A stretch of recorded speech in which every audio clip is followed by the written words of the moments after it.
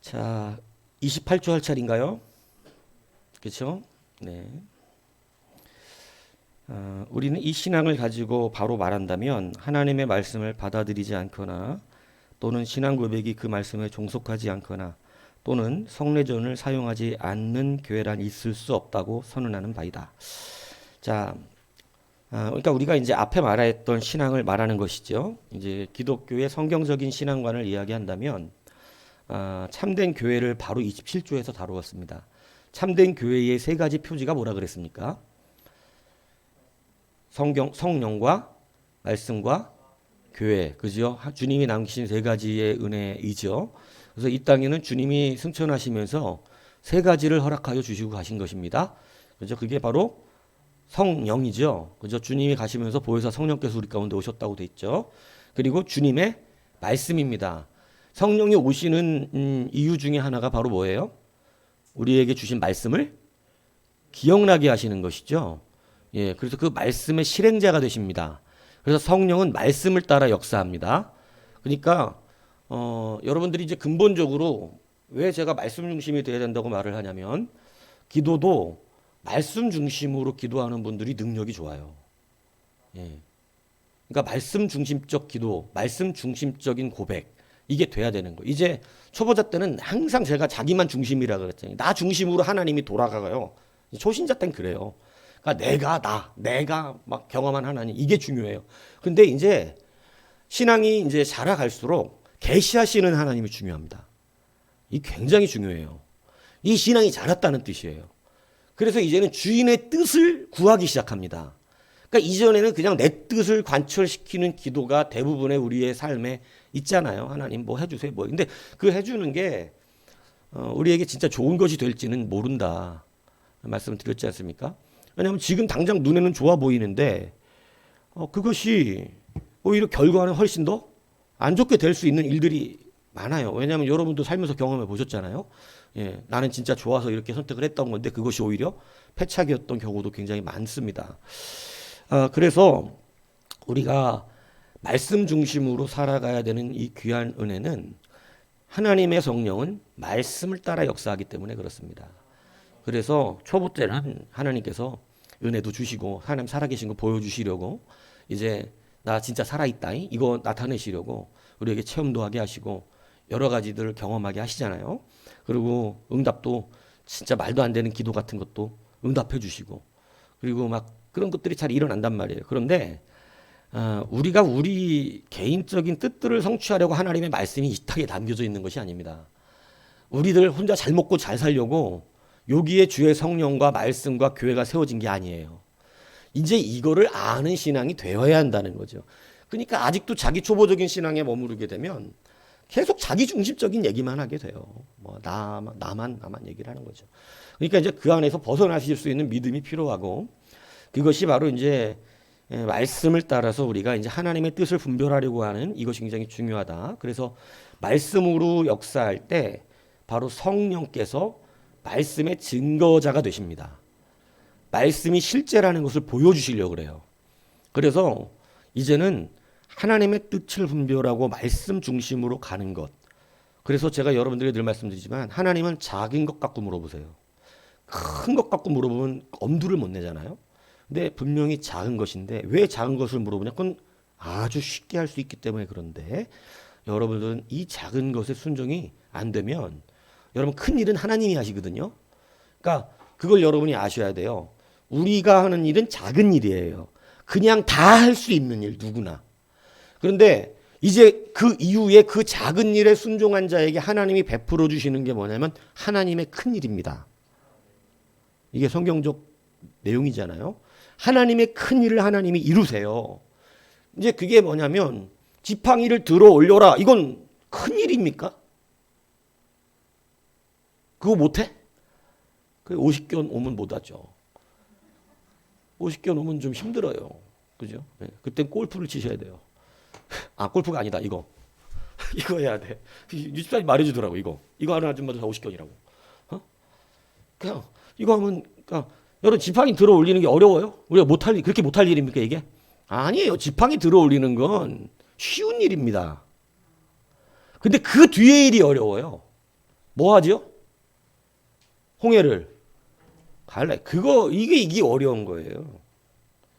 근데 여러분 제가 참 어리석은 신앙들로 얘기하는 게 뭐예요? 자기가 홍해를 가려고 그러고 지팡이 드는 건 유치한 거예요.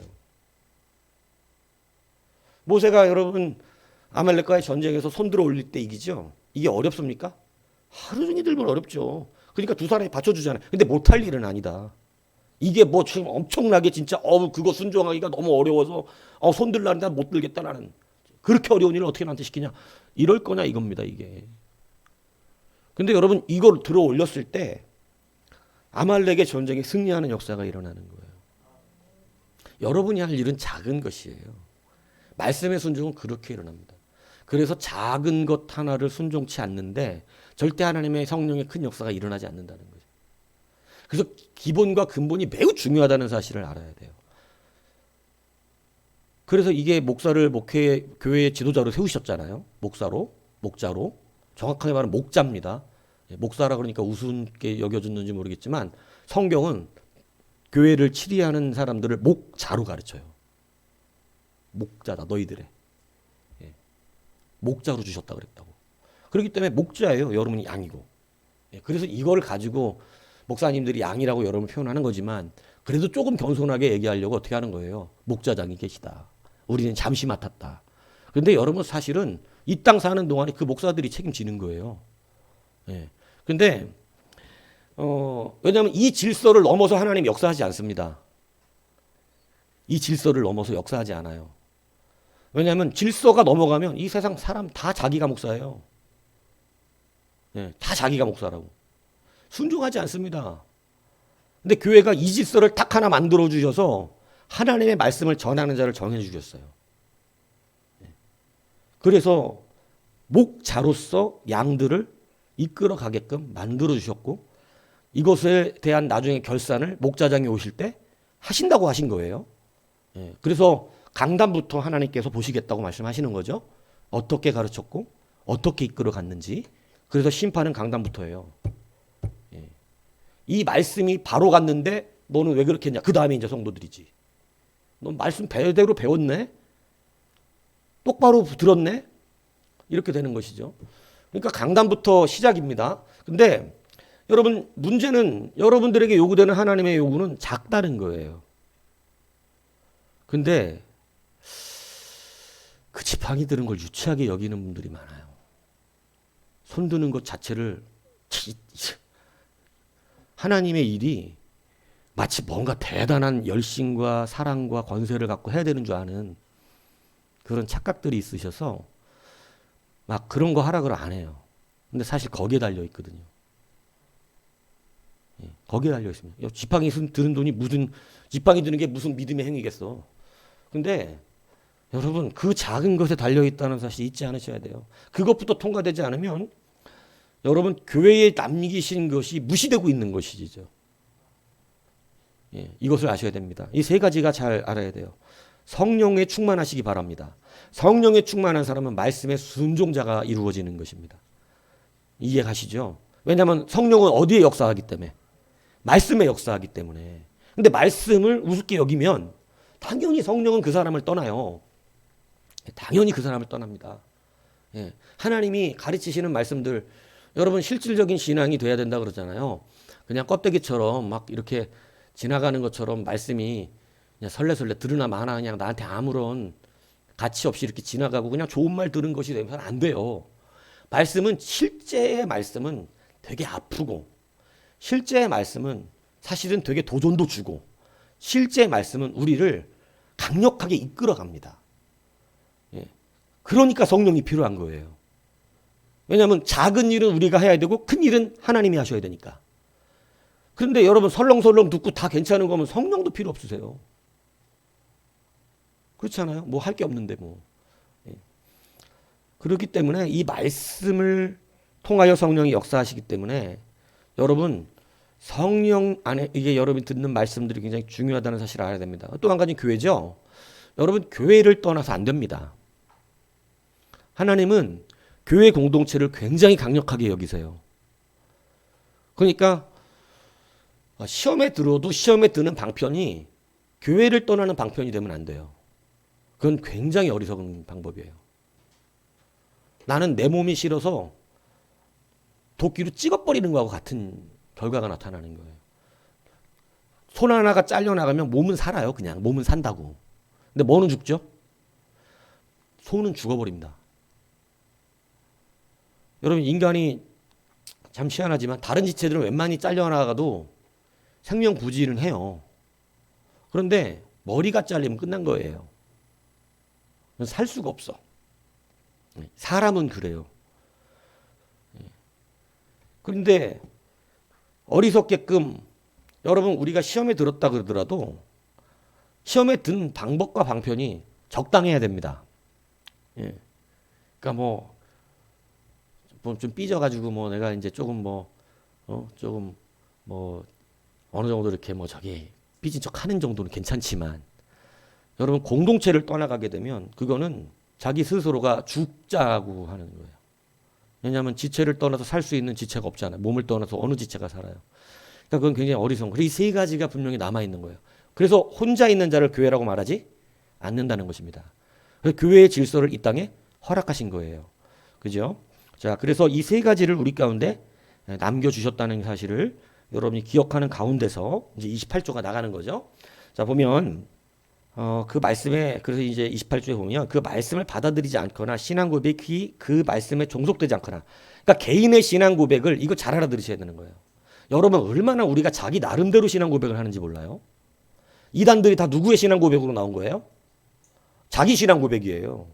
그래서 자기가 깨달은 바를 이야기하는 것보다 하나님의 말씀에 깨달은 바를 말하는 게 되게 중요하다는 사실을 말하는 거예요. 그러니까 이거를 자기가 자꾸 하나님이 되고 싶은 사람이 너무 많아, 이 땅에는. 자기가 하나님이야. 그러니까 자기가 경험한 건 다 옳고 막 다 맞는다고 생각하는 거예요. 그래갖고 이단의 탄생이 일어난 거 아니겠어요? 근데 여러분, 모든 우리들의 경험과 체험은 말씀에 기인하여 증명돼야 됩니다. 그런데 그렇게 되지 않으면 이건 자기가 그냥 개인적으로 경험한 거를 진리인 양 얘기하면 안 돼요. 예. 그게 자기 마음의 생각인지, 성경이 써졌잖아. 그게 자기가 속으로 생각해놓고 뭐를 봤다고 느껴? 환상을 봤다고 느끼는 사람들, 하나님의 음성을 들었다고 생각하는 사람이 한둘 아니라는 거예요. 성경 말씀에 나오지요. 자기 속으로 생각한 것을 하나님의 음성이라고 말하는 사람들 거짓 선지자다 다. 아니, 왜 자기 생각을 갖다가 하나님의 음성이라고 말하냐고. 하나님 나중에 심판받는다 그랬습니다. 그거. 나는 말한 적이 없는데 자기는 자기 속으로 생각해놓고 그 생각을 하나님의 음성이라고 판단한 거예요. 아직도 하나님의 음성이 분별이 안 되진 않아야 돼요, 이제는. 그러니까 이런 하나님의 음성은 위로부터 임하는 것입니다. 내가 머릿속으로 생각하는 게 아니라. 근데 그런 거 다 고사하고 그런 거 없어도 돼요. 성령의 감화와 감동이 있으면 되는데 말씀만 제대로 순종에 따라오면 사실 그게 별 문제가 없어. 문제가 없다고. 예. 왜냐하면 말씀을 돕기 위하여 성령을 보내셨기 때문에, 예, 성령을 돕는 자라고 표현합니다. 그래서 말씀을 진행하고 말씀대로 살고 말씀이 실현되게 하시려고 성령이 오셨기 때문에, 그렇기 때문에 우리는 말씀을 제대로 붙들면 성령의 감화와 감동과 은혜와 능력은 나타나게 돼 있는 거예요.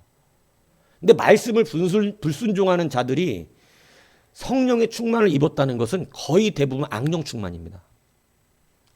광명한 천사에 뭐하고 있는 거예요? 속고 있는 거예요. 이 영의 세계 깊이 오잖아요. 하나님의 영을 흉내내려고요. 그 영적 기운이 확실히 다르거든요. 하나님의 영과 마귀의 영은 영적 그 감각이 완전 다릅니다. 이 피부로 느껴지는, 영적으로 느껴지는 감각이 다르죠. 근데 선한 영처럼 진짜로 꾸며요, 마귀가. 마귀가 영적으로 이렇게 올 때, 속이려고 올 때 선한 영처럼 꾸민다고. 근데 그게 분명히 뒤끝이 달라. 하나님의 영과 마귀의 영은요, 이 뒤끝이 달라요. 그래갖고 느껴요. 이건 혼탁하다. 더럽다, 이거. 아무리 근데 그 선한 영혼 이게 이걸 말로 표현하기 좀 어려운데 속입니다. 자기를 영이. 실질적으로 우리의 삶에 선한 일로 착한 일로 속이기도 하지만 그래서 우리를 넘어뜨리려고 좋은 일이라고 그걸 속이기도 하지만 영으로 도전해 올 때는요. 영적인 색깔이라 그래야 되나 뭐라 그래야 되나 그 영적인 기운을 왜냐하면 어둠의 영이 오면 바로 느껴져요. 어둡다는 거 더럽다는 게 느껴진다고. 근데 그것을 안 들키려고 영적으로 온전한 사람들에게 안 들키려고 영을 깨끗한 척 한다니까. 아 이게 그러니까 아는 사람만 알아 이거. 그래서 그게 진짜 영인 줄 알고 아멘을 하는 경우가 생긴다네. 무식해가지고. 근데 나오는 건 마귀영인 거라. 그러니까 목사한테 점검도 좀 받는 게 좋지. 왜냐하면 우리 안에는요 성령이 역사하시고 구원받으면서 계시지만 끊임없이 그 틈 안에 마귀가 들어갑니다. 그러니까 어떤 사람들은 이론적인 사람은 성령이 계시는데 어떻게 마귀가 있냐 이렇게 성경에 써졌잖아. 아니 성령이 계신데 어떻게 마귀가 옆에 있냐 이러는데 그렇지 않아요. 마귀가 하나님 앞에도 가잖아. 가요 안 가요? 가가지고 하나님 앞에서 얘기 다 하잖아. 그러니까 여러분 성령이 계신데 마귀가 모두 그런 게 아니라 성령이 우리 안에 구원받은 은혜의 영을 부어주셨지만 그 틈과 욕심과 음란과 폐역과 더러움의 틈 속으로 마귀가 바리바리 자리 잡고 있습니다. 그래서 내가 회개하고 결단하고 그것들을 온전하게 처리하지 않으면 일단은 순종이 그게 잘 처리가 되는 거예요. 그게 되지 않으면 성령의 역사가 작고 마귀가 역사하니 그 구원을 뺏을 수는 없어요. 구원받은 자의 구원을 뺏을 수는 없는데 인생이 초췌해져. 구원받은 자인데 힘들게 살아. 영적으로 불안해. 구원받아 놓고. 의심만이 생기고 두려워하고 막 영적으로 흔들리고 밤에 잠 못 자고 무서워하고 영적인 고통들. 구원받았는데 마귀가 우리의 두려움을 주고 두려워하고. 근데 그거를 잘 채취하는 게 목사예요. 그래서 얘기하는 거예요. 내가 구원받지 않았다는 것을 말하는 것이 아니고 구원받아 하나님의 영이 그를 구원시켰는데 나도 모르게 내 교만과 더러움과 악함과 이런 것들이 그 틈을 벌려 그 안에 마귀들이 역사하는 것들이 있다. 그렇기 때문에 그것들을 어떻게 해야 되냐면 다시 말씀에 순종으로 가야 됩니다. 그렇지 않으면 희한하게 말씀이 싫어. 말씀이 싫다고. 예수 믿는데 말씀이 싫으면 어떻게 되는 거야 이거. 안타까워지는 거죠. 자, 그래서 말씀이 이렇게 중요해요. 말씀에 여러분 이제 순종을 따라 성령이 역사하도록 하셔야 됩니다. 굉장히 빠른 방법이죠. 회개하는 것입니다. 말씀의 등불을 따라 가시면서 순종하면 그것이 성령이 어떻게 하는 근거가 되냐면 역사하는 근거가 되는 것입니다. 그죠? 하나님은 대부분 특별하게 우리를 특별하게 역사하시는 그런 경우도 있긴 있어요. 특별하게 그 사람을 강제적으로 끌어가시기도 하는데 거의 99%는 인격과 우리의 생각과 우리가 결단하여 하실 때 도와주십니다. 우리와 함께 일하세요. 이해 가시죠? 그냥 어쩔 수 없이 하나님이 친히 역사하시는 경우도 있어요. 그냥 바로 하나님께서 그냥 나와 내 어떤 의지와도 관계없이 그냥 처음 구원이 그렇죠. 구원은 우리의 의지와 관계없이 받습니다. 그리고 그 구원받은 뒤에 우리의 삶의 기도가 잘 응답이 안 되는 경우 굉장히 많잖아요. 막 좋은 기도인데도 좋은 기도한다고 남 살려달라는 좋은 기도. 물론 이거에 대해서는 앞으로 여러 번 설교를 했었고 또 앞으로도 배워나가야 될 일들이 굉장히 많죠. 기도 응답 안 되는 이유. 근데 여러분 하나님의 근본적으로 그거예요. 하나님의 말씀이 역사하도록 내가 회개되지 않고 내 안에 그런 틈들이 아직도 벌어져 있는 상태에서 어둠의 영들이 우리를 사로잡고 있는 것이죠. 그래서 그게 그런 사람들은 더 힘듭니다. 예수 안 믿는 사람보다. 성경에 그 말씀이 써져 있어요. 예, 더 힘들다고. 예. 왜냐하면 예수님의 은혜의 영을 받아놓고 세상적으로 타락해버리는 경우가 있거든요. 그러면 이게 아예 마귀가 역사해서 끌고 가면 편해. 반동이 없잖아. 그냥 멸망으로 가는 거니까 편하다고. 건드리는 사람도 없어. 그냥 그렇게 가다 멸망한다고. 근데 그러다가 누군가가 복음을 주고 그러면 이제 안 믿던 사람이 다시 주님으로 돌아오는 그때 이게 또 힘들어집니다. 이게. 그래서 제가 항상 전도할 때 교회를 나오려고 결단하는 사람들에게 미리 말하는 경우가 있어요. 되게 곤란해하고 힘들 수도 있다고. 교회 나오려고 하면 일이 생길 수도 있다고. 근데 그런 거 두려워하지 말라고. 하나님이 다 해결해 주시니까 두려워하지 말고 나오라고. 그냥 마귀의 길로 걸어가면 그냥 편합니다. 오직 성령 안에 순종되어 가면 평강을 누립니다. 그런데 그런 사람이 교만하거나 막 이런 어떤 음란과 더러움과 폐역 죄악으로 무너지고 나면요. 이게 두 영이 있잖아요. 왜 근본은 하나님의 백성이 됐잖아. 그런데 그 백성을 끝까지 괴롭히는 게 마귀거든요. 아주 자기네들 멸망하기 전까지 백성들 괴롭혀요. 그래서 성령이 강한 것은 악령도 강하게 역사한다고 돼 있는 거예요, 성경에. 그래서 그 사람 계속 괴롭혀서 아주 영적으로 혼탁하게 만드는 것입니다. 이거 회복하는 이유는 말씀입니다, 말씀. 맨날 성령 충만하게 해주세요. 그런데 말씀 순종 작은 거 안 하잖아요. 그 기도 응답 안 돼요. 왜냐하면 그런 식으로 응답되면 다 응답됐지, 우리 기도가 지금까지. 하나님은 분명한 그 체계와 질서를 유지시켜 나가세요. 여러분들이 목사가 전하는 말씀들을 마귀는 그래서 목사를 무너뜨리려고 그러는 거예요. 목사의 권위와 목사의 말씀 전하는 자의 권위를 무너뜨려 놔야 여러분도 다 죽습니다. 왜냐하면 목사를 우습게 알아야 돼. 그래야 목사가 전하는 말을 사람의 말로 들어야 돼. 그래야 말씀대로 안 받거든요. 그래서 나중에 제일 먼저 망하는 사람들이 장로 권사들인 게 이 사람들이 직분이 올라가면 목사가 만만한 줄 알아. 직분이 올라가면. 장로만 되면 목사를 대적하는 직분인 줄 아는 이상한 사람들이 있어요. 그래야 쫄딱 망하는 사람들 여러 봤잖아요, 여러분들도. 아니, 장로가 되면 직접적으로 보조하라는 뜻이야, 이제 옆에서. 그 목회를. 잘못 생각하시는 분들이 있어요. 근데 그래서 여러분 이제 하나님의 말씀, 목사의 인간적인 부분은 인간적인 부분입니다만 여러분 그 세우신 질서는 우리가 무시할 수도 없고 바꿀 수도 없습니다. 그리고 그 질서를 통하지 않고는 역사도 안 하세요. 그래서 하다못해 사울왕이 왕일 때도 여전히 왕의 권세가 있고요. 여러분 엘리 제사장이 제사장일 때도 하나님이 내리시기 전까지는 그 제사적 직분의 권세를 그대로 허용하십니다. 그 질서를 무너뜨리면 그러면 내가 원하면 언제든지 말 안 듣게 모든 사람이. 그렇기 때문에 그걸 절대 그렇게 만들지 않으세요. 목사가 내려가는 순간까지. 하나님이 너 이제 안 되겠다 그만해. 이렇게 하시는 순간까지는 그렇지 않다는 것을 아셔야 된다는 거예요. 예. 그래서 그 질서, 왜 제가 이런 말을 이제 이렇게 드리냐. 이런 말을 나쁘끄러워서 못했어, 그동안 목사들이. 나쁘끄러워가지고. 마치 자기 성기라 그러는 것처럼 설교하는 것처럼 들리니까 그렇게 말 안 하고 그냥 여러분 신앙. 근데 여러분 신앙의 체계라는 게 어디서 나타나겠어요? 그 근본이 깨졌는데 어떻게 신앙이 세워져요?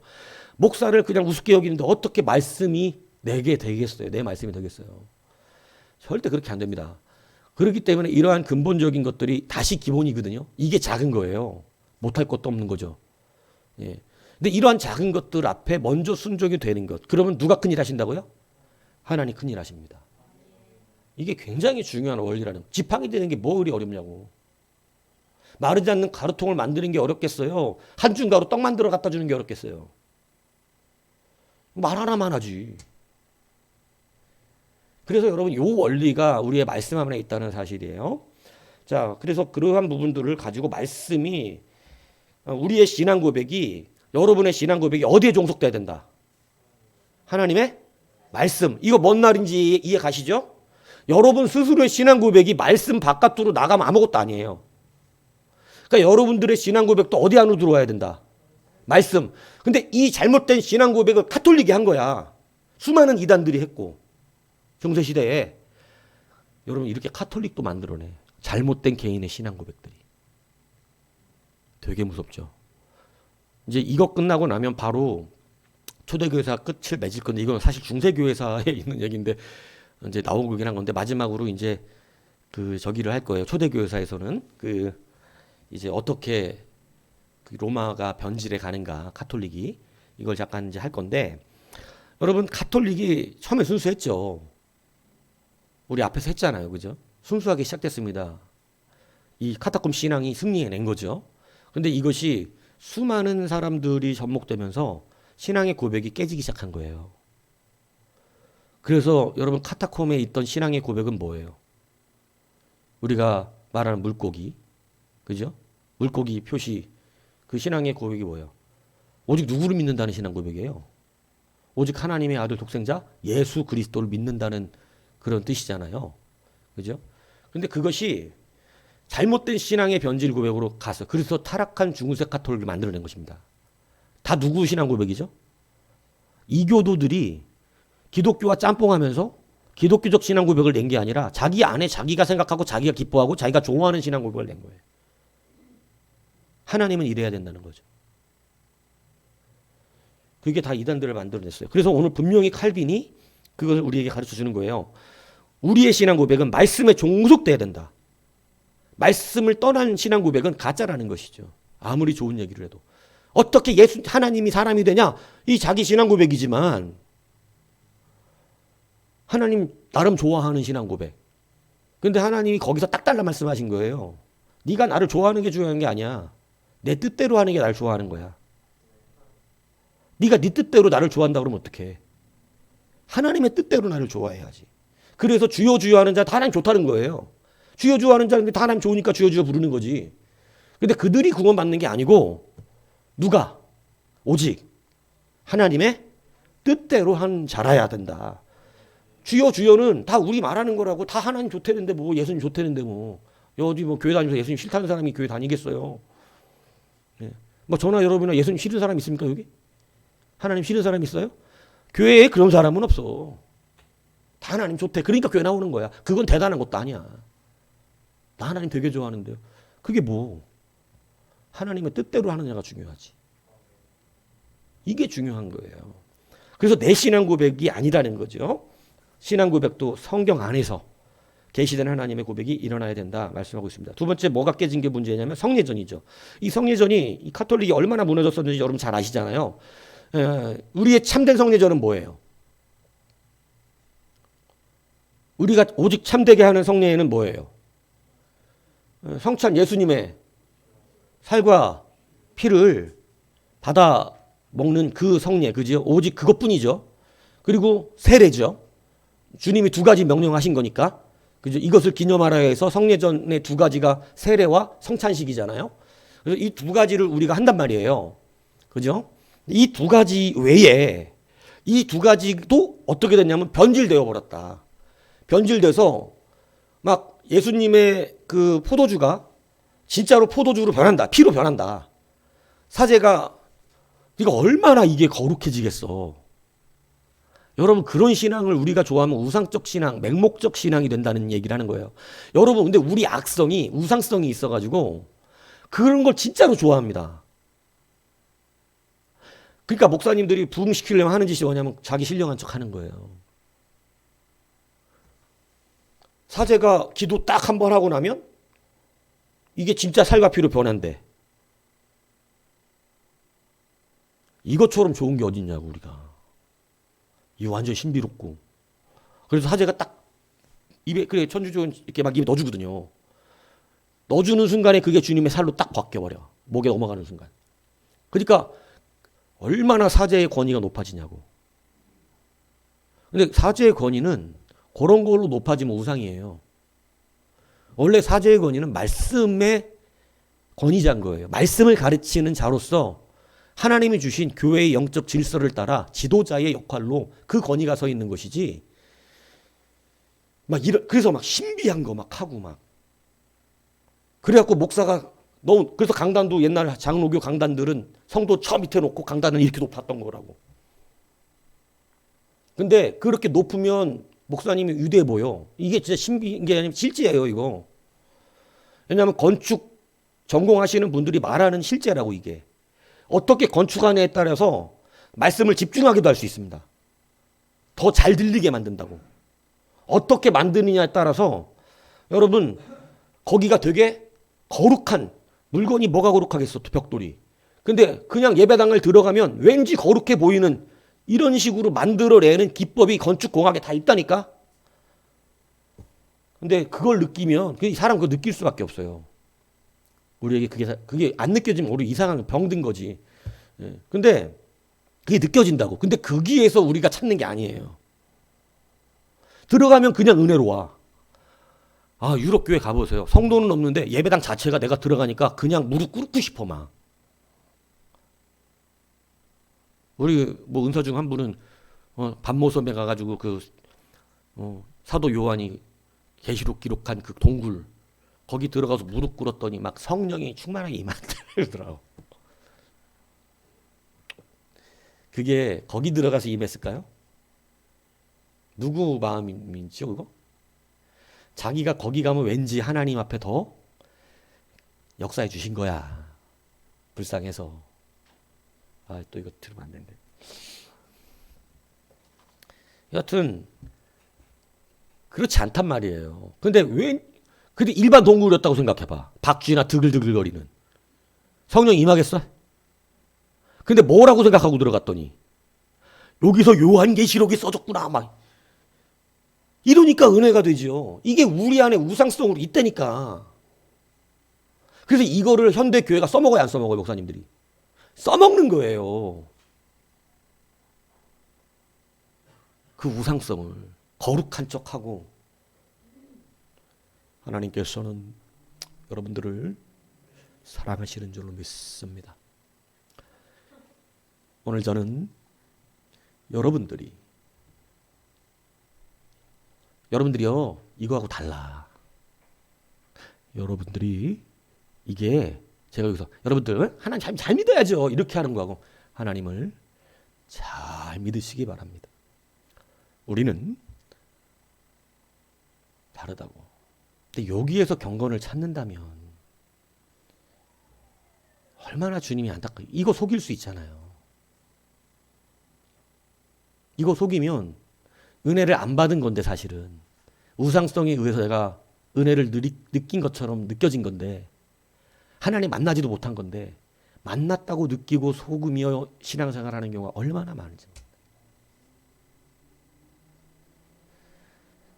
그래서 바로 서야 되는 것이 바로 하나님 말씀 앞에 정직하게 서야 되고 성례전이 보세요. 여러분들 우리 교회에서 나오는 피가 살에서 하나님의 영을 받아야 됩니다. 그냥 살과 피를 우리가 먹는 포도주와 떡에서 받아 먹을 때 우리 안에 있는 그리스도적 참된 신앙에 의해서 말씀에 의해서 성령이 역사돼야 돼요.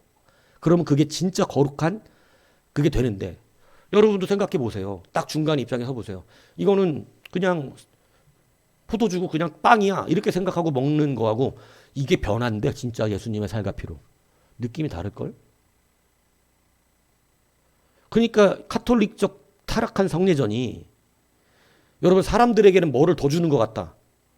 믿음을 더 주는 것 같은 거예요. 우상성을 자극하는 거지. 근데 믿음은 그렇게 작동되지 않습니다. 이건 다 속는 거예요. 믿음은 이게 무슨 우리나라 떡이든 콩떡이든 진짜 빵이든 밀빵이든 뭐 보리빵이든 상관없어.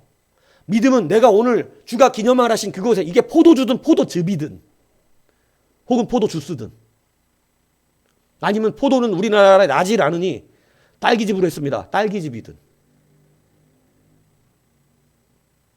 성경적 관점에서는 딸기즙도 괜찮아요. 왜?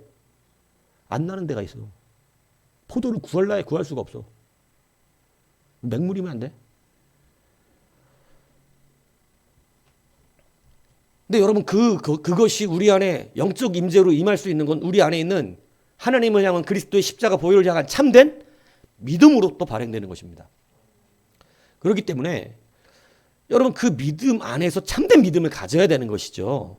근데 우리는 자꾸 그렇게 하려고 그러면 무시하고 아무것도 없고 감흥도 없대. 그거를 지금 주님의 살과 피에서 찾으면 큰일 나죠. 자기 마음이 우상성이 가득한 거예요. 우상 쪽으로 해줘야 되는 거예요. 저기처럼 누구야 그 나아만처럼 나아만이 와서 병을 고칠 때 우상성이 가득했습니다. 그러니까 이 하나님의 제사장이라는 사람이 나와서 선지자라는 사람이 나와서 어떻게 해주길 바랬어요. 막 화려한 춤을 춰가면서 무당들 다 춤추니까 춤추면서 그 환부에다가 막 연기를 뿌리고 하고 뭐 여러 가지 막 그 막 강력한 마술과 같은 주술을 펼치면서 이렇게 해야 낫는다고 믿고 있었던 거죠.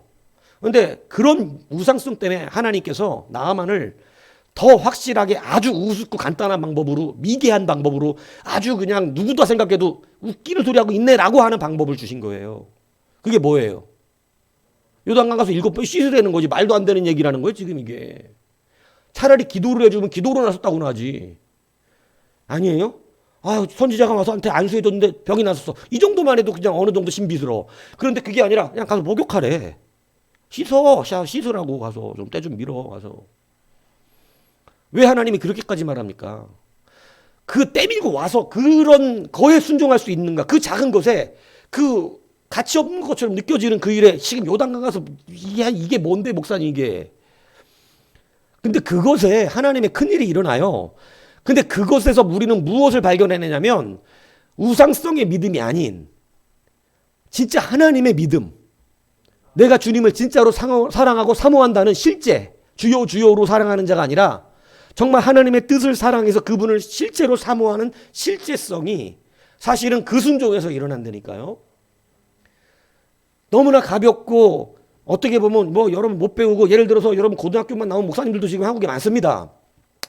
예를 들어 고등학교 졸업했는데 일반 군소신학 나와가지고 사실 학위도 없는 신학교 나와가지고 여러분 대한민국에 200개가 넘는 교단이 있어요. 장로교 교단이. 예.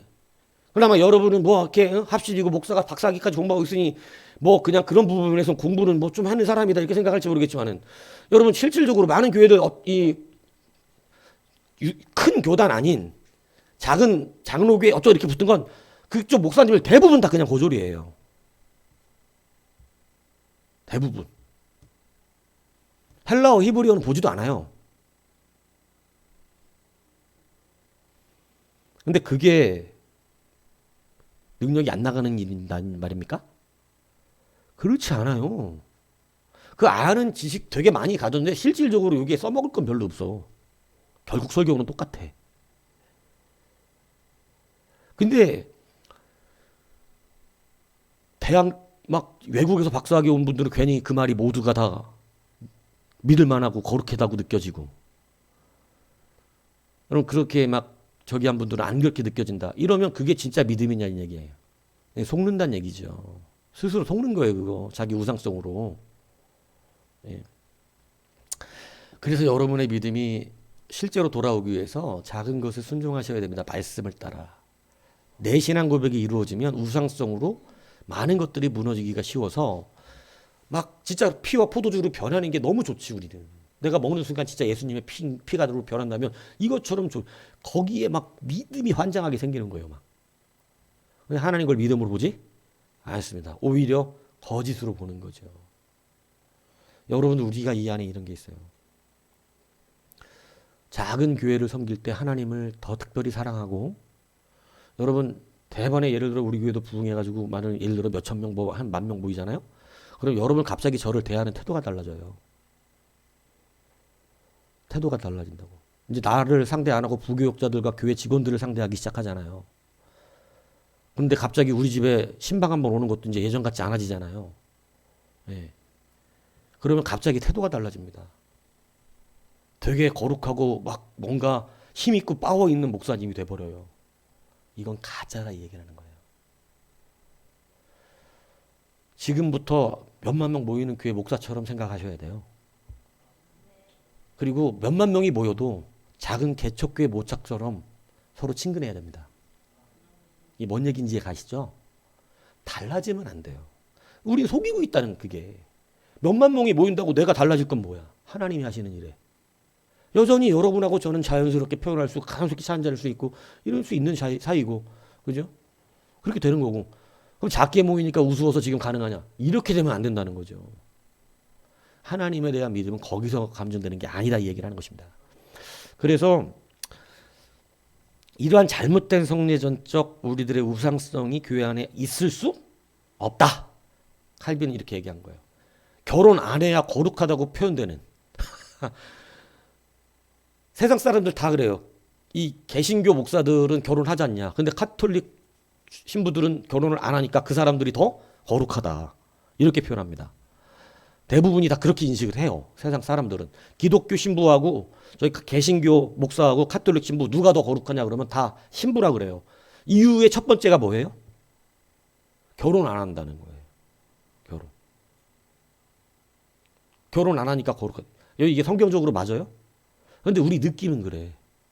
결혼 안 한 사람이 거룩할 것 같아. 근데 여러분 그 사람들 인간적인 얘기 하지만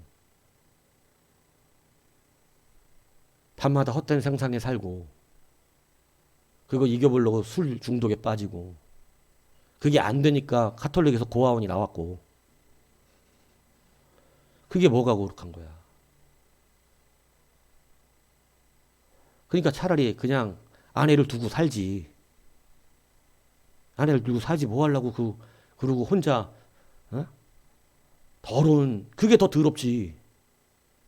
음란하고 폐역하고 그리고 나와서 거룩한 척 미사를 집행하고 그게 더 더러워요. 속이잖아 일단 하나님을 성도들을 속이고. 근데 있는 모습 그대로 우리가 가는 것은 목사 그 자체의 모습에서가 아니라 하나님의 말씀의 질서 안에서 우리는 모든 거룩과 능력을 붙드는 게 참된 신앙이라는 사실을 알아야 한다는 거죠. 근데 자꾸 우리는 인간적인 외적 모습에서 거룩을 만들어내려고 하는 이것이 이단을 만들었고 이것이 타락된 신앙 고백을 만들었으며 이것이 우리로 하여금 우상성에 물들어버린 종교를 만들어낸 거예요. 이해가십니까? 그래서 그런 게 아니다는 거지. 그렇게 그냥 들어가기만 하면 거룩한 유럽의 교회당들은 왜 지금은 다 술집이 돼버리냐 이 얘기예요. 들어가서 보기만 해도 무릎 꿇고 기도하고 눈물이 날 것 같더라니까. 얼마나 아름답게 지어놨는지 석관에. 자, 그런 교회는 있을 수 없다고 선언하는 바이다. 지금 제가 설명한 그러한 교회는 있을 수 없다. 이렇게 이야기한 거예요. 이게 개신교의 개혁주의예요. 우리가 이 정신에 의해서 이 교회를 만든 거라고 참교회를. 예. 그러면 우리가 교황의 집회들을 정죄하는 까닭은 거기서 하나님의 순수한 말씀이 추방되었고 그들의 성례전은 부패되었다. 지금 다 말한 거죠. 거짓된 것으로 변했죠. 그리고 혹은 파괴되었으며 모든 미신과 우상이 어떻게 됐어? 들어가 있는 거야. 그러니까 그들은 하나님에 대한 신앙이 너무 좋아서 막 예수님의 피로 변하는 그 떡을 먹고 싶어하고 이것이 더 타락해서 어떻게 되냐면 성자를 만들었잖아. 성인을 만들었다고. 성인을 만들어가지고 사실 우리가 성인하면 그거 좀 틀린 단어입니다. 그죠? 근데 성인 하면서 성인을 만들어서 그 성인들의 해골까지도 베드로의 해골 만지면 어떻게 돼? 우리 부모님 저 밑에 최고 악한 지옥에 있다가 조금 좋은 덜 힘든 지옥으로 넘겨가는 이런 거를 하는 거. 이게 다 타락한 성례전이에요. 없던 성례전을 만들어낸 거예요. 있지도 않은 성경에 나오지도 않는 성례전들을. 그러니까 이런 것들은 하면 안 된다. 이렇게 지금 말씀하고 있는 것입니다. 다 우상이라는 얘기죠. 그래서 그리하여 우리는 이러한 행사에 참여하여 그 교회에 다니는 사람은 강력하게 지금 규탄하는 거죠. 그런 교회를 다니는 사람은 다 그리스도의 몸으로부터 자신들을 분리시키고 절단시킨다고 주장한다. 그러니까 그런 교회를 다닌다면 그는 그리스도의 몸에 속할 수가 없다. 이단들의 교회 그리스도의 몸에 들어갈 수 없다. 이 시대에는 카톨릭에 들어가도 구원받을 수 없다라고 말한 겁니다. 그런데 이제 뒤에 이 얘기를 하고 있는 거예요. 그럼에도 불구하고 우리도 지금 이걸 그대로 주장하죠. 카톨릭 가면 구원받습니까? 하고 물을 때 카톨릭의 교리가 많이 바뀌어야 되는데 지금은 젊은 신부님들이 사실은 개혁주의적 교리들을 많이 습득을 해요. 그리고 이게 타당하다는 것을 이제 많이 인정하는 시대가 좀 되었어요. 이 신부님들도. 자기들의 우상성을 좀 인지하는 분도 있어요. 하지만 아직 천주교 교리가 바뀌진 않았습니다. 천주교 교리가 바뀌지 않는다면 여러분 똑같은 적용이겠죠. 그래서 그렇기 때문에 그럼에도 불구하고 그 흔적이 교황의 교회에도 카톨릭에도 남아 있고 이제 그걸 카톨릭은 교황의 교회라고 표현하는 거죠. 교황의 교회에도 남아 있고 왜 교황의 교회라 그래요? 하나님의 교회라고 안 그러고 확실하게 까는 겁니다. 하나님의 교회로 볼 수 없음이에요 이게. 그래서 누구의 교회라 그래 그냥? 교황 네가 교주잖아 이렇게 말하는 거예요. 교주가 있는 교회잖아 거기는. 하나님이 있는 교회가 아니라. 예. 그래서 교황의 교회도 남아 있고 세례 의식의 효과와 실체가 남아 있으며 또 세례의 효과가 진리자에게 달린 것이 아니기에 자 이게 이제 중요하죠. 뭐냐면 세례는 사람의 베푸는 능력이 아닙니다. 사람은 그냥 세례를 집례하는 집례자예요. 근데 세례의 권세는 누구로부터 임합니까? 하나님입니다. 그죠? 사람이 세례했다고 구원받는 거 아니에요. 그 세례를 받으시는 하나님이 구원해야 구원받는 거예요. 그래서 카톨릭에도 누구의 이름으로 세례를 받을까요? 세례는 교황의 이름으로 받지 않습니다. 세례는 성부와 성자 성령의 이름으로 성경에 딱 명시되어 있기 때문에. 그래서 성부와 성자와 성령의 이름으로 세례를 준 게 비록 교황이나 사제라 할지라도 개신교회 목사가 아니라 카톨릭의 중세 타락한 사제라 할지라도 지금 누구의 이름으로 받았기 때문에 주님의 이름으로 받았기 때문에 이것은 세례의 주권자가 누구에게 있으니까 하나님께 있으니까 그 세례에 남아있음. 그러니까 아직도 카톨릭이 성부, 성자, 성령을 세례를 주니까 그 성부, 성자의 세례가 아직 그 성례정이 남아있기에 남아있는 그 표가 있어서 그 안에서 개별적인 구원은 있을 수 있다. 왜냐하면 모르는 성도들이 있다는 거지. 제가 카톨릭 신자들 몇 번 상담해 봤는데요. 성경에 대해서 무지합니다.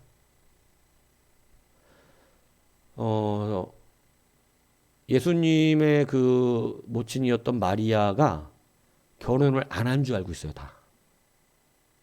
물어보면 그거부터 물어보세요. 카톨릭 신자들은 대부분 마리아는 결혼을 안 하고 예수님만 낳았다고 생각해요. 예수님만. 그래야 거룩하니까. 남자하고 다시 가정을 꾸렸다고 생각하면 안 돼. 그런데 이건 뭐를 지금 거짓말하고 있는 거죠? 성경을 거짓말하고 있는 거잖아요. 성경이 그 분명히 마리아가 요셉과 결혼을 해서 예수님의 동생들이 나온다고. 예수님까지만이야. 예수님까지만 동정녀의 몸에서 나온 거야. 그 뒤에 동생들은 동정녀의 몸에 나온 게 아니라 정상적인 가정에서 나온 자녀들이라고. 근데 이것을 카톨릭은 결혼을 안 한 것으로 가르칩니다. 그래서 대부분 사람들이 결혼 안 한 줄 알아요. 예. 그 이거 막 가르쳐주면 깜짝깜짝 놀래요. 결혼했다고. 남자하고 가정 꾸렸다고 요셉하고. 그러면 갑자기 막 자기들이 마리아에 대한 뭐가 깨져? 꿈과 환상과 우상성이 깨지는 거야. 그러니까 우상성 깨지는 것처럼 괴로운 게 없어. 그러니까 처음부터 우상에 물들지 않아야 돼. 우리의 신앙도 개혁주의 신앙도 마찬가지입니다. 우상성에 물들면 안 됩니다. 말씀 안에서 순종하고 말씀 안에서 경건하고 말씀 안에서 거룩하며 말씀 안에서 존중하고 말씀 안에서 섬겨야 됩니다. 우상성으로 하면 깨져 그거는요. 얼마 못 가서. 그래도 자꾸 목사들이 우상이 되려고 그러는 거죠. 자꾸 막 우상수처럼 자기들을 높이고 막 신비스럽게 만들어 놓으려고 하는 이유가 다 그런 이유가 있는 거예요. 자, 그래서 그런 세례 의식의 실체가 아직 남아 있기 때문에 세례의 효과가 집례자가 있는 게 아니라 하나님께 있어서 그들 가운데도 하나님이 불쌍히 여기셔서 구원하고 불러내는 자들이 있을 것이다 라고 이렇게는 말한다는 것입니다. 자, 그래서 그리고 또 이제 한 가지 문제, 우린 교회에서 세례를 받은 사람이 다시 세례를 받아야 될 필요가 없다고 생각한다. 이게 뭔 얘기냐면 이제 유아 세례에 대한 이야기죠. 유아 세례가 뭐예요? 오늘 읽은 본문의 이야기입니다. 자, 여러분 한번 얘기해 보세요. 어린 아이에게 세례 주는 게 마땅합니까? 세례 원래 자기 죄 고백하고 주님 믿기로 하는 때 받는 거잖아요. 근데 꼬맹이 갓난아기한테 세례 주면 맞아요? 걔가 뭘 알아?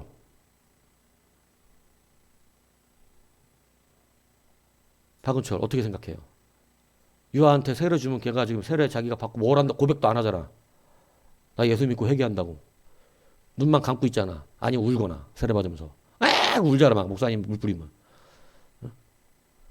그 세례를 줘야 됩니까? 안 줘야 됩니까? 그거 유아 세례. 용빈, 줘야 돼, 안 줘야 돼? 응? 내가 잘못 가르쳤습니다.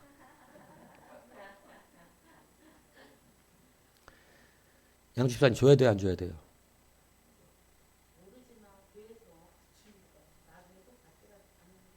나중에 또 받으라고? 네. 네. 네, 해야 되는 건가 보다. 그래요. 그래서 공부하는 거예요, 그죠? 오늘 본문 읽었잖아요. 우리가 할례를 세례의 연장, 세례가 할례의 적인데 이제 그렇게 연결을 시키는데 아브라함 때 난지 8일 만에 있는 할례를 받게 합니다. 하나님의 백성의 표로 받습니다. 그런데 그 받는 이유가 17절에 보면 뭐 때문에 그렇다는 거예요. 어린 알지도 못하는 꼬맹이를 할례를 주는 이유가 17절에 보면 17장 7절에 보면 나오잖아요. 뭐 때문에? 뭐 때문에요? 언약이죠, 언약. 이건 우리의 문제가 아니야. 누구의 문제로? 하나님이 나와 내 자손에게 뭐를 해주겠다는 거야? 언약, 내 백성으로 삼겠다는 언약을 주셨다는 거지. 그래서 우리의 유아 세례의 근거는 얘가 신앙 고백을 할 수 있느냐 없느냐의 문제를 말하는 게 아니에요. 우리가 유아 세례를 주는 이유는 누구의 뭐를 붙들고? 하나님이 나와 내 자식들에게 하나님의 백성으로 삼겠다는 언약을 나는 그 말씀을 부모로서 어떻게 했으니까? 나는 믿었으니까. 나는 내 자녀도 누가 될 것이라? 하나님의 자녀가 될 것이라고 하는 것을 누구의 언약 때문에? 하나님의 언약 때문에 믿음으로 부모가 그 믿음으로 그러니까 이 아이가 자기가 신앙 고백하기 못하지만 아직은 하나님이 너와 네 자손들을 내가 내 백성 삼겠다고 했던 아브라함 지금 우리는 영적 아브라함의 시대를 살잖아요. 이 아브라함의 언약의 이 언약 때문에 우리는 믿음으로써 부모가 내 자식도 하나님이 하나님의 백성으로 삼아 주실 것을 믿는 언약의 믿음으로써 이거를 교회에서 잘 안 가르쳤던 거지. 유아세례 주면서도. 그러니까 이제 모르는 거예요. 그냥 유아세례 받는 줄 알고 받은 거지. 그러니까 교회가 얼마나 교육이 엉망진창인지 몰라 지금. 부모들이 그 믿음이 있어야 돼. 나도 하나님의 백성이 되었고 내 자녀도 하나님께서 그 백성을 삼으신다는 믿음으로 세례받는 거라고. 그러니까 이거는 이 아이의 고백의 문제가 아니라 하나님의 언약. 우리의 구원이 칼빈의 장로교 안에 있을 때 우리의 구원이 우리에게 달린 거예요? 내 고백에 달린 하나님 나 구원받았으면 이런 구원 받아요? 아니 누가 구원시켜 주는 거예요? 하나님. 그 믿음 때문에 하나님이 구원시켜 줄 거니까 유아 세례를 우리는 받습니다. 아브라함의 언약을 붙들고 우리도 영적 아브라함이 되었고 내 자식도 하나님의 자녀가 될 거라는 저는 믿습니다. 너무 귀하지 않아요? 물론 그걸 실행하시는 것은 하나님이십니다. 하나님께 맡긴 거예요. 쉽게 얘기하면. 그래서 우리는 유아 세례를 받고 이 아이가 자기의 신앙을 고백할 수 있는 나이가 되면 그 교회에서 뭐를 받아요? 무슨 식을 해요? 입교식을 하는 거예요. 그때 내가 유아 시절에 부모의 믿음으로 내가 하나님의 자녀가 되기를 부모의 믿음이 그때 세례를 받았지만 이제 내가 내 신앙 고백으로 나의 죄를 고백하고 하나님 앞에 내가 하나님의 백성으로 삶을 믿습니다. 이래서 입교식을 하는 것이죠. 그죠? 자, 그래서 우리는 아기들이 다시 커서 또 세례를 받아야 된다고 말하는 것을 이단이라고 말합니다. 그 이단이 누구냐면 바로 제세례파예요. 이해가시죠? 제세례파. 다시 제세례를 받아야 된다. 이렇게 주장하는 게 제세례파인데, 그러니까 이 사람들이 이제 아주 좀 급진적이고 굉장히 좀 많이 발전한 거죠. 뭐냐면, 뭐, 내용들이 다 틀린 건 아닙니다. 그런데 이 사람들의 말 안에는 문제가 뭐냐면, 하나님 중심이라기보다는 사람 중심이에요. 회개라고 하는 것이 여러분 정확하게 말하면 이제 우리가 배울 때는 우리 보고 회개하라고 하지만 실제로 회개가 우리가 할 수 있는 것입니까? 회개 우리가 못해요. 회개 누가 시켜요? 하나님이 시킵니다. 하나님이. 우리가 회개한다고 하나님 무조건 받아주세요? 그러지 않아요. 받으시는 이가 받아야 받아지는 거예요.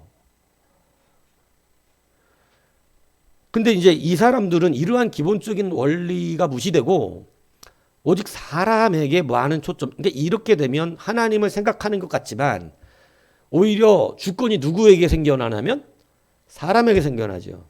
그러면 자기가 세례받으면 무조건 구원받아야 되는 거예요. 근데 세례받은 물세례 받았다고 무조건 구원받습니까? 아니, 성경은 그렇게 말하지 않아요. 물과 또 뭘로 거듭나야 돼? 성령. 물은 우리의 의지적인 어떤 부분을 표현한 것이지만 성령의 세례는 뭐예요? 하나님이 우리를 받았다는 표예요. 그죠? 그렇기 때문에 물의 세례가 구원을 확신한다 이렇게 말하지는 못합니다, 실질적으로. 하지만 물 세례를 누가 하라 그랬어요? 우리가 하나님의 백성들을 찾기 위해서 어떻게 하는 거예요? 물 세례를 주는 거예요. 예수 믿으라고 가르치고 복음 가르치고 자기가 믿고 고백하면 세례 주고 하는 거라고. 그래서 유아 세례를 받은 사람은 다시 재세례를 받으면 안 됩니다. 우리가 안수를 받죠. 안수를 받을 때 예수님의 이름으로 안수를 받으면 그럼 무효가 되지 않아요. 무슨 얘기인지 가시죠? 목사가 목사 안수를 받았으면 이것을 다른 교단이나 갈 때 다른 옮겨 다니면 거기 교단에 맞게끔 보수 교육을 해요. 왜냐하면 그 교단이 말하는 원리대로 설교를 해야 되잖아. 그러니까 그 보수 교육을 하고 시험을 봅니다. 강도권에 대한 시험을 봐요. 그런데 이제 목사 안수를 자기 교단에 왔다고 다시 주지는 않습니다. 왜냐하면 하나님 성부 성자 성령의 이름으로 목사 안수를 받았는데 다른 교단을 갔다 그래서 다시 안수를 주면 안 돼요. 왜? 하나님의 이름은 영원하기 때문에. 그렇기 때문에 보수 교육을 받고 강도권 시험을 보고 이런 것들은 다 하지만 안수를 주지는 않아요. 장로도 마찬가지입니다. 장로가 됐을 때 다른 교회 갔다고 장로 안수를 따로 하지 않아요. 그 사람이 장로 보수 교육을 받고 그 교단에 합한 장로가 될 수 있으면 거기에서 다시 장로 임명을 해주는 거고, 우리 교회에선 장로 임명하기가 어렵습니다. 그러면 장로라고 부르지만 장로가 될 수 없습니다. 그 교단의 장로가 되지 못해요. 근데 이렇게 되는 거죠. 그러니까 안수라고 하는 것은 그런 거예요. 그래서 이제 세례라고 하는 것도 주님의 이름으로 받은 것은 이것이 무효가 되거나 다시 받아야 되거나 이러면 안 돼. 근데 이제 꼭 군대 가서 초코파이 준다고 가가지고 세례 받고 막 장중세례, 진중세례 해갖고 막 그냥 막 세례 막 주거든요, 막.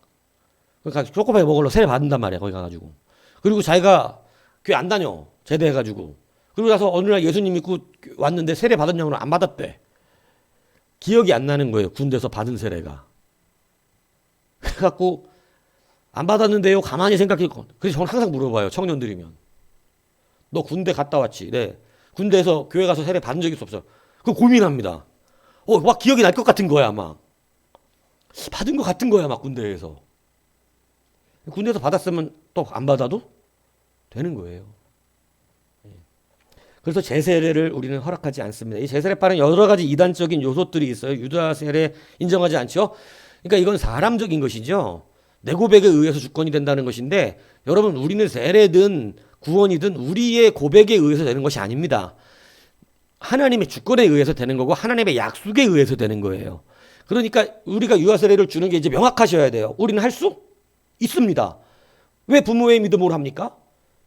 왜요? 뭐 때문에? 그 근거가 뭐냐고 물어볼 거 아니야, 제세례파들이. 야, 니네는 어떻게 애기가 자기가 신앙 고백도 못하는 사람한테 세례를 주냐?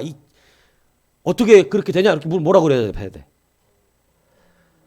하나님이 아브라함과 그 자녀에게 대대로 주신 언약. 지금 우리가 영적 이스라엘. 우리가 구원은 그럼 내 고백으로 받냐? 구원도 내 고백으로 못 받아요.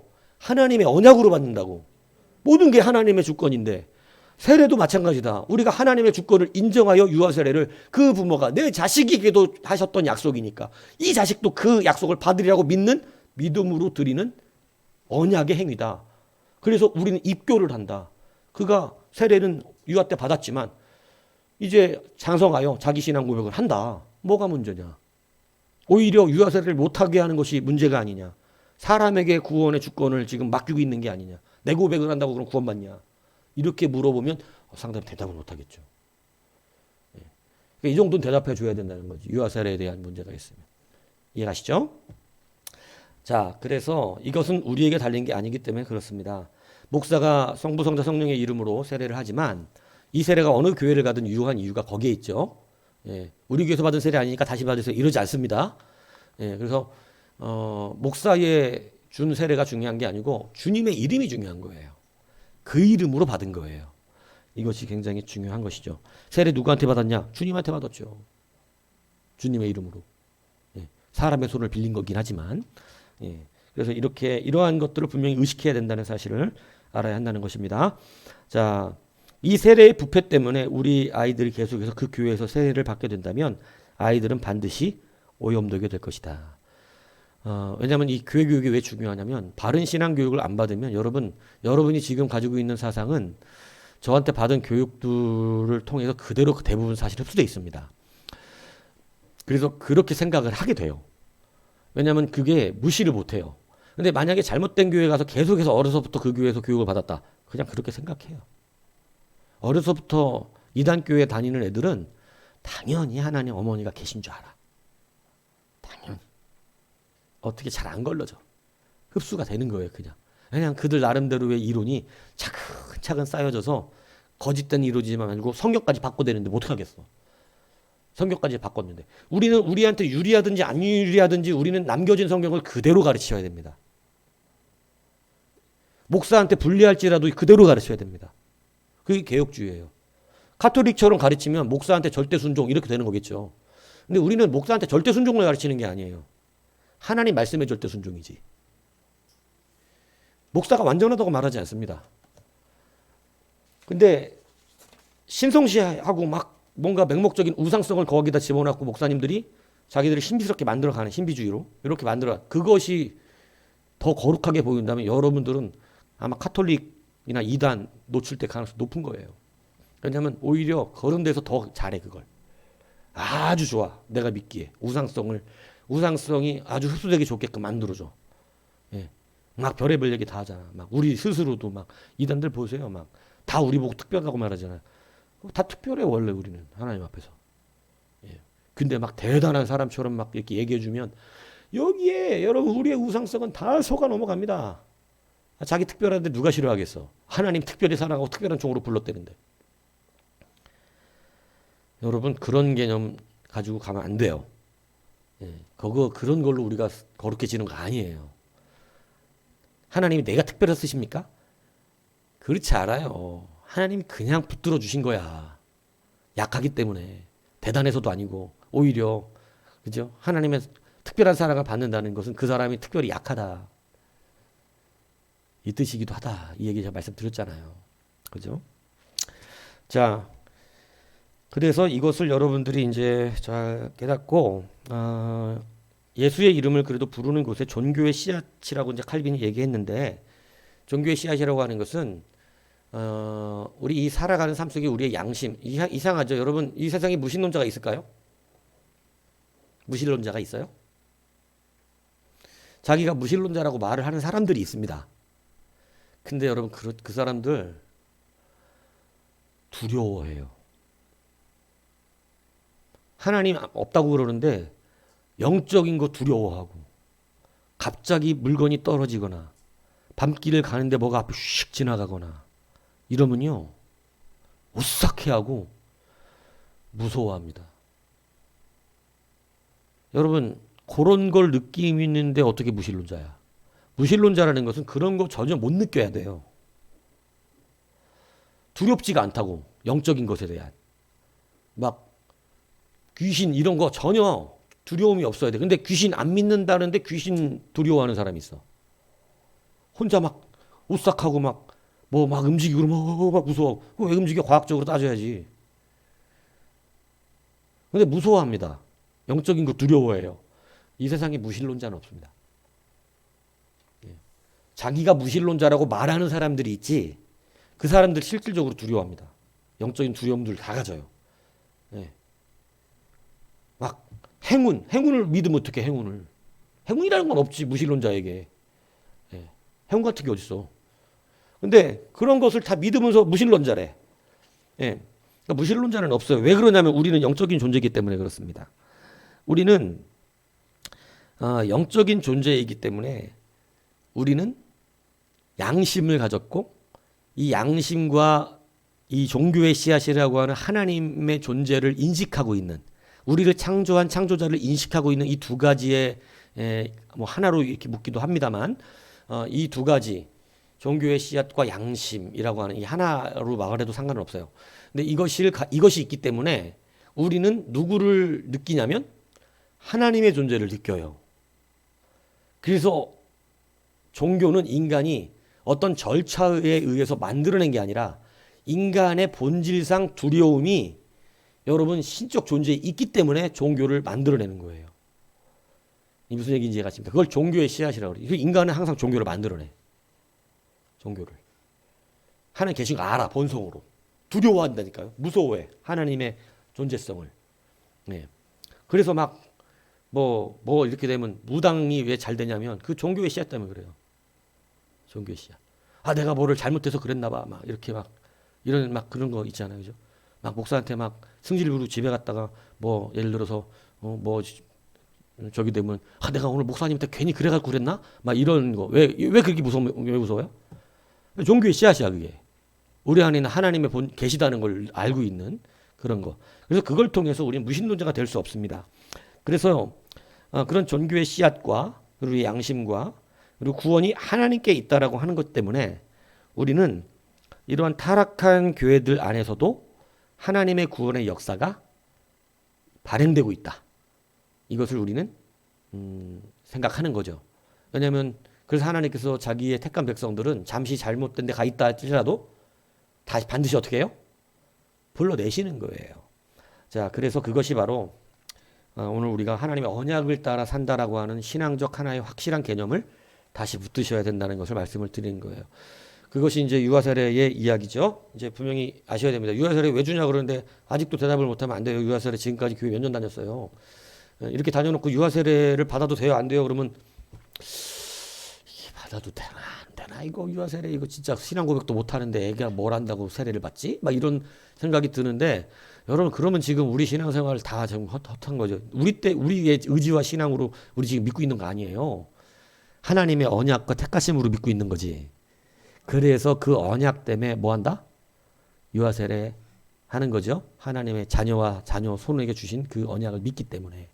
이해가시죠? 예, 이제 그래서 우리가 유아세례 할 수 있고 한 번 받은 세례는 예수님의 이름으로 했기 때문에 또 재세례를 하지 않습니다. 하지만 컸을 때 우리가 다시 한번 점검합니다. 입교를 하는 거죠. 네가 이제 네 신앙의 고백을 갖고 교회의 바른 회원이 되라. 이렇게 해서 입교식을 하면서 자기 신앙 고백하게 하는 것이죠. 그래서 기도하겠습니다.